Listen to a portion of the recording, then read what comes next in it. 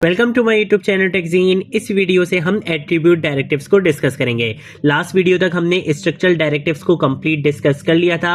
एक एक डायरेक्टिव को हमने सेपरेट वीडियो में प्रैक्टिकल एग्जांपल्स के साथ डिस्कस किया था। अब इस वीडियो से हम स्टार्ट करेंगे एट्रीब्यूट डायरेक्टिव्स के बारे में।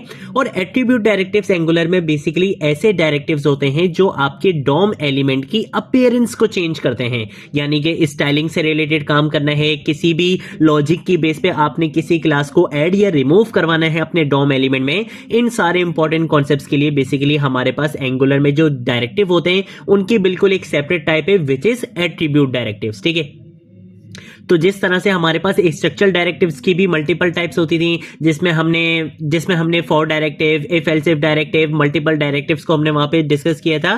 सेम ऐसे ही एट्रीब्यूट डायरेक्टिव्स के अंदर भी हमारे पास एनजी स्टाइल डायरेक्टिव भी होते हैं, एनजी क्लास डायरेक्टिव भी होते हैं, और इन सारे डायरेक्टिव्स को भी हम सेपरेट वीडियो में प्रैक्टिकल एग्जांपल्स के साथ डिस्कस करेंगे। तो मेन पर्पस क्या होता है एट्रीब्यूट डायरेक्टिव्स का, कि आपने अपने डॉम एलिमेंट की अपीयरेंस को चेंज करना है। जैसे कि आज की वीडियो में हम देखेंगे एनजी क्लास डायरेक्टिव के बारे में। एनजी क्लास भी हमारे पास एट्रीब्यूट डायरेक्टिव होता है, यानी कि एनजी क्लास डायरेक्टिव का यूज करते हुए भी हम अपने डॉम एलिमेंट की अपीयरेंस को चेंज कर सकते हैं। ठीक है, तो ये चीज आज हम इस वीडियो में कवर करेंगे। तो इसके लिए सबसे पहला काम हमने क्या करना है, हमने यहां पर आकर एक न्यू कंपोनेंट क्रिएट करना है। तो मैं यहां पर आकर एनजी जी सी यानी कि एनजी नेक्स्ट जनरेशन, जी यानी कि जनरेट, सी यानी कि कंपोनेंट, हमने क्या करना है एक नया कंपोनेंट जनरेट करना है, और उस कंपोनेंट का नाम मैं यहां पे आके रख दूंगा एनजी क्लास और डैश डायरेक्टिव हम यहां पे आके लिख लेते हैं। ठीक है, तो इससे क्या होगा, बेसिकली मेरे पास यहां पर एक न्यू कंपोनेंट जनरेट हो जाएगा। और आपको बहुत अच्छे से पता है कि जब भी कंपोनेंट जनरेट होता है तो वो अपने साथ 4 फाइल्स लेकर आता है,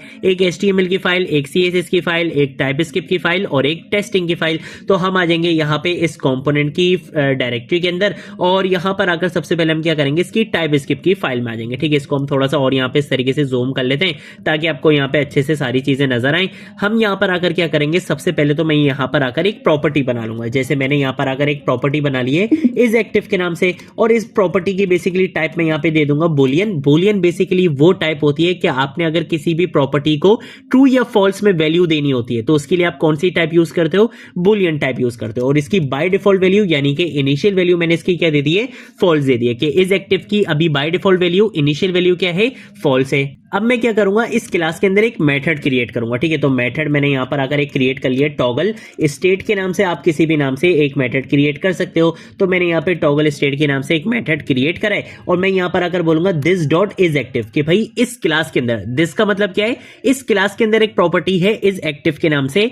आपने क्या करना है, जब भी मैं इस बटन पे प्रेस करूंगा तो आपने यहां पे नॉट ऑपरेटर का यूज करना है। मैं यहां पे आके लिख दूंगा दिस डॉट इज एक्टिव। इससे बेसिकली क्या होगा, नॉट ऑपरेटर बेसिकली क्या करता है, हमेशा अपोजिट काम करता है। यानी कि अगर तो इज एक्टिव की वैल्यू फॉल्स होगी तो जैसे ही ये वाला मेथड कॉल होगा ये इज एक्टिव की वैल्यू को क्या कर देगा, अपोजिट कर देगा, यानी कि ट्रू कर देगा। और अगर इज एक्टिव की वैल्यू ट्रू होगी और ये मेथड कॉल होगा तो ये क्या करेगा, ट्रू की वैल्यू को अपोजिट कर देगा, यानी कि फॉल्स कर देगा। तो ये बेसिकली क्या होती है, टॉगल फंक्शनलिटी होती है, कि एक बटन के क्लिक पर आप ट्रू कंडीशन भी कर रहे हो और एक ही बटन के क्लिक पे आप फॉल्स कंडीशन भी कर रहे हो। जैसे कि आपने बहुत सारी वेब एप्लीकेशंस में या मोबाइल एप्लीकेशंस में आपने एक टॉगल बटन देखा होगा जो आपकी डार्क और लाइट थीम के लिए होता है। वो बटन एक ही होता है, अगर आप उस बटन पे क्लिक करते हो, आप अगर बाय डिफॉल्ट लाइट थीम पे होते हो तो आप डार्क मोड पे शिफ्ट हो जाते हो, और अगर डार्क मोड पे होते हो तो आप लाइट मोड पर आ जाते हो। ठीक है, तो सेम ऐसे ही ये बेसिकली हमारे पास क्या होती है, टॉगल फंक्शनलिटी होती है, कि एक बटन होगा और वो क्या करता है, हमेशा अपोजिट काम करता है। तो यहां पर भी वही सीन होगा कि अगर इज एक्टिव की वैल्यू फॉल्स होगी और ये टॉगल स्टेट वाला मेथड बेसिकली कॉल हो जाएगा तो ये क्या करेगा, फॉल्स से वैल्यू को ट्रू कर देगा, और अगर ट्रू होगी तो उसको क्या कर देगा, फॉल्स कर देगा। लेकिन यहां पर जब भी हम एनजी क्लास डायरेक्टिव का यूज करेंगे, यानी कि जब भी हम एट्रीब्यूट डायरेक्टिव का यूज करेंगे तो हमें एक चीज को और इंपोर्ट करवाना पड़ेगा, और वो होते हैं हमारे कॉमन मॉड्यूल। ठीक है, तो मैं यहां पर आकर लिखूंगा कि भाई कॉमन मॉड्यूल को बेसिकली क्या करवा लो, इंपोर्ट करवा लो। इसको इंपोर्ट करवाना लाजमी है, वरना जब आप एनजी क्लास डायरेक्टिव का यूज करोगे तो आपको एरर मिल सकता है। तो मैंने यहां पे कॉमन मॉड्यूल को भी इंपोर्ट करवा लिया और इसको मैं यहां पे सेव कर लूंगा। अब हम आ जाएंगे अपनी इस HTML की फाइल में, और इस HTML की फाइल के अंदर आकर सबसे पहला काम क्या करूंगा, मैं यहां पे आके लिखूंगा अपने डिव एलिमेंट को। इसके अंदर आकर हम एक h1 का टैग लगाएंगे और यहां पे आके मैं लिख दूंगा बेसिकली हम एक हेडिंग लिख लेंगे एंगुलर 19, और उसके बाद हम यहां पे आके लिख लेंगे एनजी क्लास, और एनजी एनजी क्लास बेसिकली क्या है, आपका एट्रीब्यूट डायरेक्टिव है। तो मैं यहाँ पे लिख लूंगा एनजी क्लास एट्रीब्यूट डायरेक्टिव। ठीक है, इस तरीके से मैंने यहाँ पर एक हेडिंग लिख ली है। देन उसके बाद क्या करूंगा, मैं यहाँ पर आकर एक बटन बनाऊंगा और इस बटन के अंदर का जो टेक्स्ट है वो टेक्स्ट भी क्या रहेगा, डायनेमिक रहेगा, और इसके अंदर की जो क्लास है वो भी क्या रहेगी, डायनेमिक रहेगी। तो पहले मैं क्या करूंगा, इसकी स्टाइलिंग कर लेता हूं। मैं यहां पर आऊंगा, यहां पर आकर मैं क्या करूंगा, एक क्लास बनाऊंगा और वो क्लास मेरी होगी एक्टिव डैश बटन के नाम से। ठीक है, एक्टिव बटन के नाम से एक क्लास होगी। इसके अंदर मैं यहां पर आकर लिख दूंगा कि भाई सबसे पहले क्या करो, बैकग्राउंड कलर की प्रॉपर्टी अप्लाई करो और बैकग्राउंड कलर हम इसको यहां पे दे देंगे ग्रीन दे देंगे। इसके साथ साथ हम इसका कलर यहां पे दे देते हैं व्हाइट, तो इसका जो टेक्स्ट कलर होगा वो व्हाइट आ जाएगा। पैडिंग टॉप और बॉटम से मैं इसको 10 पिक्सल दे दूंगा और लेफ्ट और राइट से मैं इसको 20 पिक्सल दे दूंगा। इसके साथ साथ बॉर्डर मैं इसको यहां पे नन दे दूंगा कि भाई बटन पे कोई भी बॉर्डर नहीं आना चाहिए, और इसके साथ साथ हम इसको कर्सर क्या दे देंगे, पॉइंटर दे देंगे। एक क्लास और बनाऊंगा, तो मैं यहां पर आकर डॉट लिखूंगा, यहां पे आके लिखूंगा इनएक्टिव। ठीक है, तो मैंने यहां पे लिख लिया है इनएक्टिव डैश बटन के नाम से एक क्लास और बनाऊंगा और इसके अंदर भी यही सारी प्रॉपर्टीज क्या करूंगा, अप्लाई करूंगा। सिर्फ और सिर्फ एक काम ये करूंगा कि इनका मैं बैकग्राउंड कलर चेंज कर दूंगा। यहां पे ग्रीन था, यहां पे हम इसको क्या कर देंगे, रेड कर देंगे। ठीक है, अब इन क्लासेस को मैं क्या करूंगा, यहां पे चेंज करूंगा, इसकी अपीयरेंस को, यानी कि बटन की अपीयरेंस को मैं चेंज करूंगा। बटन की अपीयरेंस को मैं क्या करूंगा, यहां पे चेंज करूंगा। तो उसके लिए हम क्या करेंगे, हम यहां पर आएंगे। आपने क्या करना है, बटन की अपीयरेंस को चेंज करना है, अपनी क्लासेस शिफ्ट करवानी है। या तो आप यहां पे एक्टिव बटन करवा दोगे या इनएक्टिव बटन करवा दोगे।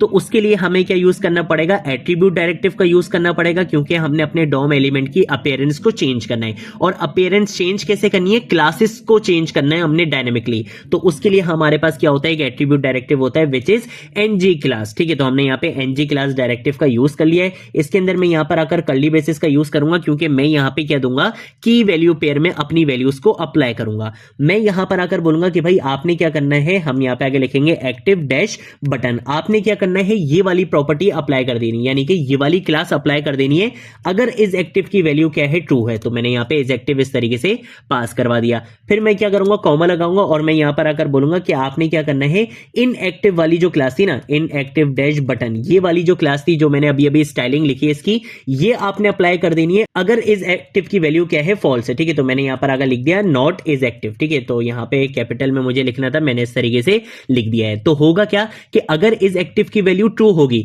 तो इस बटन के ऊपर कौन सी स्टाइलिंग अप्लाई हो जाएगी, जो हमने एक्टिव बटन के अंदर बताई हुई थी, यानी कि ये वाली स्टाइलिंग अप्लाई हो जाएगी। और अगर इस एक्टिव की वैल्यू फॉल्स होगी तो इसमें इनएक्टिव बटन वाली क्लास अप्लाई हो जाएगी। तो क्लासेस तो यहां पे चेंज हो जाएंगी। अब मैं चाहता हूं कि बटन के अंदर का जो टेक्स्ट है वो भी डायनेमिक रहना चाहिए। तो उसके लिए भी हम यहां पे डबल कर्ली ब्रेसेस का यूज करेंगे। मैं यहां पर आकर टर्नरी ऑपरेटर का यूज करूंगा। मैं बोलूंगा अगर इस एक्टिव की वैल्यू ट्रू है तो अंदर का टेक्स्ट लिखा हुआ आ जाए एक्टिव, और अगर इस एक्टिव की वैल्यू फॉल्स है तो अंदर का टेक्स्ट लिखा हुआ आ जाए इनएक्टिव। ठीक है, इस तरीके से मैंने यहां पे ये लिख लिया है। कंट्रोल ऐसे क्या कर लेंगे, सेव कर लेंगे। यहां पर हमने अपना कॉन्सेप्ट इंप्लीमेंट कर लिया है।